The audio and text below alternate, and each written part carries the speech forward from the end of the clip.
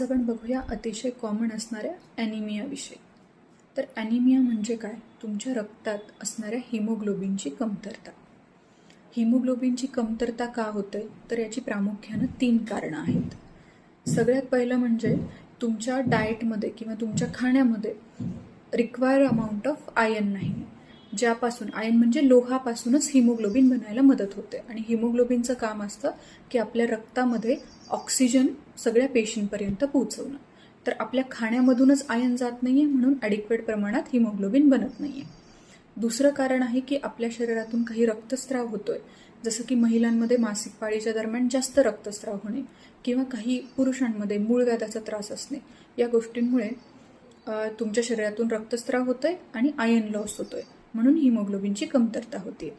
तिसरी गोष्ट आहे की इन्क्रीज रिक्वायरमेंट, म्हणजे साधारणपणे अडोलसंट मुलं आणि मुली त्यांच्यामध्ये शारीरिक वाढीसाठी जास्त हिमोग्लोबिनची गरज आहे, जास्त आयर्नची गरज आहे.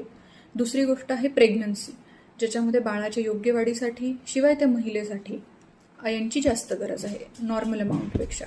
आणि तिसरी म्हणजे स्तनपान, लॅक्टेशनच्या दरम्यान पण तुमच्या आयर्नची गरज वाढलेली असते. तर या 3 कारणांमुळे ॲनिमिया होऊ शकतो. याची लक्षणं काय? तर साधारणपणे खूप जास्त केस गळायला लागणे, खूप जास्त झोप येणे, सतत थकवा जाणवणे, आपण जे काही काम करतोय त्यात कॉन्सन्ट्रेशन न होणे, याशिवाय थोडंही चाललं, जर सिव्हिअर फॉर्म ऑफ ॲनिमिया आपल्याला झाला तर थोडंही चालल्यानंतर आपल्याला दम लागू शकतो. ही सगळी लक्षणं जाणवली तर या पुढची स्टेप काय? तर तुमचं हिमोग्लोबिन किंवा कम्प्लीट ब्लड काउंट, ज्याला आपण CBC म्हणतो, ते करवून घेणं.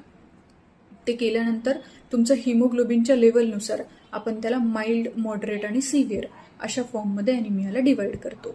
जर सिव्हिअर फॉर्म ऑफ ॲनिमिया असेल तर तुम्हाला त्याचं ॲडमिशन हॉस्पिटलमध्ये ॲडमिट होऊन त्याची ट्रीटमेंट घ्यायला लागेल. मॉडरेट फॉर्म ऑफ ॲनिमिया असेल तर साधारणपणे डॉक्टर तुम्हाला रक्तवाढीच्या गोळ्या म्हणजे आयर्नचे टॅबलेट्स देतील. तर ह्या टॅबलेट्स कधी घेतल्या पाहिजेत? जेवणाच्या साधारण 1 तास पूर्वी किंवा 2 तास नंतर. आणि जेव्हा केव्हा गोळी खाताय तेव्हा त्यासोबत लिंबू पाणी किंवा संत्री मोसंबीचा ज्यूस, ज्याच्यामध्ये व्हिटॅमिन C असतं, जे तुमच्या आयर्न ॲब्सॉर्प्शन वाढवतं. चहा किंवा कॉफी किंवा दूध यासोबत ही गोळी खाल्ली नाही पाहिजे, कारण त्यामुळे आयर्नचं ॲब्सॉर्प्शन कमी होतं. आणि तिसरी गोष्ट आहे माइल्ड फॉर्म ऑफ ॲनिमिया, ज्याच्यामध्ये डॉक्टर तुम्हाला सांगतील की तुमच्या खाण्यातूनच आयर्नचं प्रमाण वाढवा. तर आपल्या खाण्यात कसं वाढवू शकतो?